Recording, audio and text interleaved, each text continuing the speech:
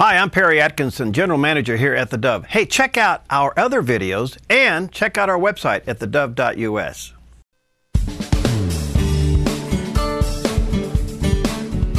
Welcome back. Well, as you know, today is World Orphans Day, and it sets up a discussion for a lot of things, primarily that of adoption. And we are delighted to have with us Mary Ostyn. She is an adoption expert and the author of a great book. In fact, hopefully you'll get it up on the screen for you. Forever Mom, What to Expect When You're Adopting. And there's a picture of it right there, put out by Nelson Books, and you may want to check it out at the bookstores. And she is also, her and her husband, they have 10 children, 6 of whom are adopted. And so, Mary, nice to have you. How are you today? All right. Thanks for inviting me. Oh, you bet. Well, what decided you and your hubby to start adopting children? Well, for a while, we thought we were done having kids when we had 4 kids by birth. But then about the same time I started to have some serious baby longing, we also became aware of the plight of orphans around the world. And we started talking about adoption then. Wow. So tell us about the process as you were looking into it. How difficult was it?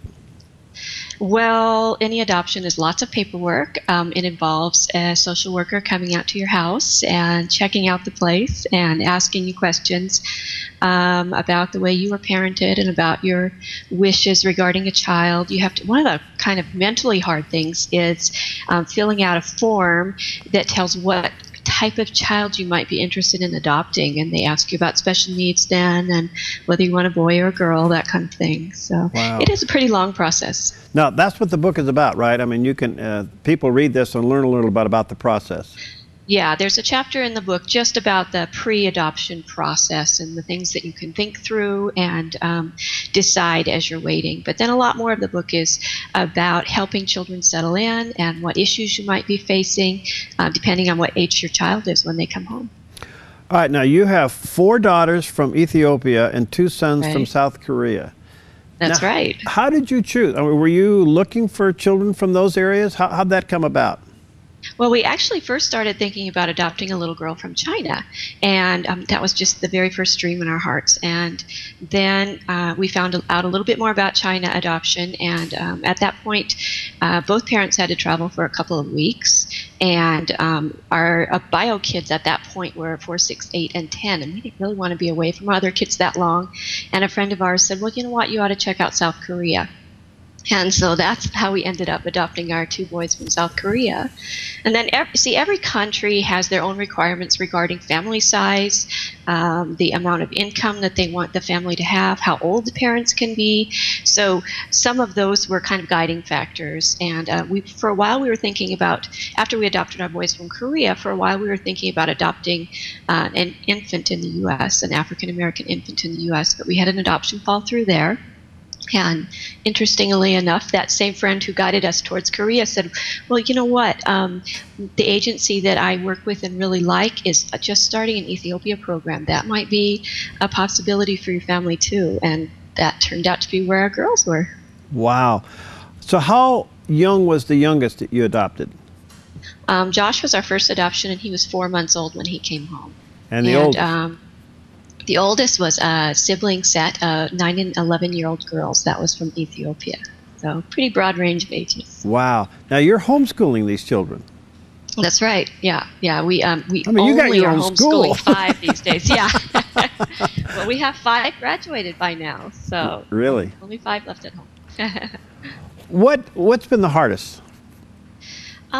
Probably facing the adjustment process with older kids and realizing that we needed to change some of our parenting strategies and be a lot more flexible. And, you know, as experienced parents, we thought we kind of had a system figured out, but with older kids, especially kids who, you know, remember their first family and have a lot of grieving issues, you got to be a lot more flexible and, you know, just give them a lot of patience and understanding and, you know, set aside your concerns for a while about some types of behaviors you don't really want to see, because the biggest thing is bonding. How was the blending process between your biological children and your adopted children? A lot of people ask that question, and I think maybe partly because we started adopting when our biological kids were quite young, it just, for us, has felt like one normal way to add to our family. And it's a lot of fun. We had all the kids over for dinner last night, and my oldest biological son is wrapping his arm around the shoulder of our oldest adopted daughter, and there's a lot of warmth there and a lot of caring, and they're just brothers and sisters. They fight too, but it just feels normal to us. Wow. And at what point do you explain to the younger children that you have adopted that you adopted them? Well, I think that process needs to start really early on, and sometimes it can feel like an awkward thing to adoptive parents. So when I talk to other adoptive parents, I really encourage them to practice telling little bits of their story when the babies are still too young to even really understand. And that just helps us get acclimated to explaining the story to kids in a natural way, because it is part of their life, and we always want our kids to feel free to talk to us and ask questions. So what would you say to a couple that's looking into this? What are they in for? Well, it's been such a great blessing in our lives. There have been great challenges, and at times more challenges than I expected, especially helping older kids settle in. But we are so blessed to have these kids in our family. I would encourage people to do a lot of reading about possible issues and do a lot of thinking. But, if it feels like the right thing for your family, then go ahead with confidence, because it's a beautiful journey. How and when does the bonding take place when you adopt? I mean, did you see these child in advance? Did you have trips back and forth? I mean, or they just show up on your doorstep, or what? What happened here? It's amazing how abrupt it can feel. Now, for example, Ethiopia, you do have to have a trip to Ethiopia to visit kids, and then you get them home a few months later. So in some cases, people who adopt from foster care often get to have some visits before their kids come to them full time.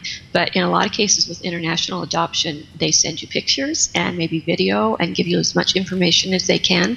But then you get in country and they hand the child to you. It can feel really abrupt, I think, especially for the child. Wow. But bonding, which was your original question, I guess, takes time. It varies from child to child too. Some kids settle in really quickly and effortlessly, and some can take several years. So It really varies. Did most of your children come from orphanages? Well, I don't want to get too much into their own personal stories, but a lot of kids, especially in Ethiopia, spend some time in an orphanage, and a lot of the kids in in Korea spend time in foster care before they come to families. So it really varies from country to country, and the way that they handle the process while they're waiting for the children to get into their forever families. Wow, I would assume for the older ones it must be quite a cultural shock. Oh yeah, absolutely, yeah.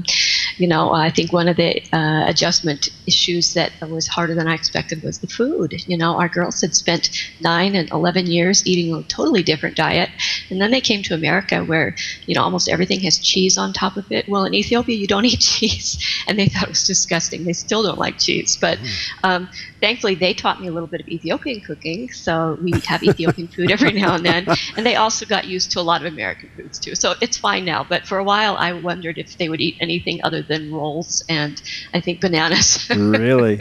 So quite the international experience there for a while, huh? Oh, yeah. So how old are your children now, Mary? Well, our adopted kids range in age from 9 to 19. Wow. Our biological kids older than that. Are they out on their own, the older ones? Our biological kids are all grown and out of the house. Our 19-year-old daughter is just doing a dental assisting program, and she's living at home while she gets that one-year program done. But then she's next summer hoping to get an apartment of her own. So what an she's incredible excited for the next adventure. What an incredible experience.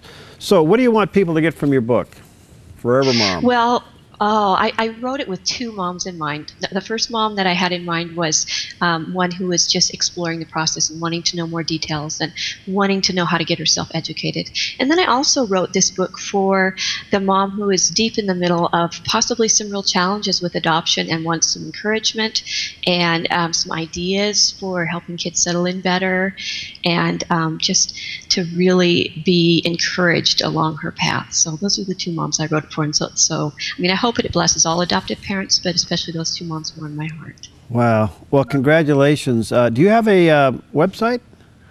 Yeah, I blog at owlhaven.net. Okay. And the book can be found at forevermombook.com and also on Amazon and Barnes & Noble.